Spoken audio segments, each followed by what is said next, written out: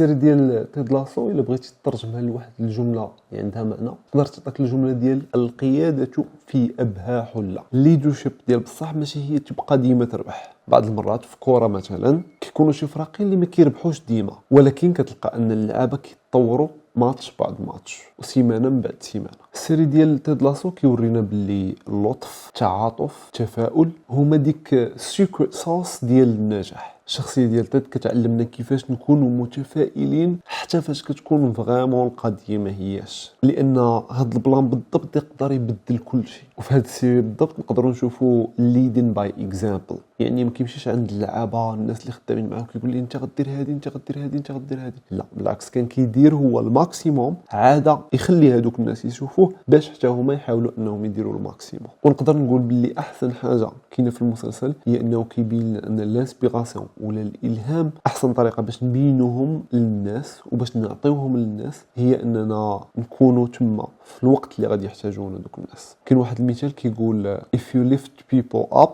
they will lift you higher، يعني الا هزيتي الناس لواحد البوزيسيون هما غيهزوك اكثر. دابا بقى لي نقول لك غير بارطاجي هذا الفيديو مع صاحبك صاحبتك باش حتى هما يمشيو يتفرجوا يستمتعوا. تهلاو براسكم، سلام.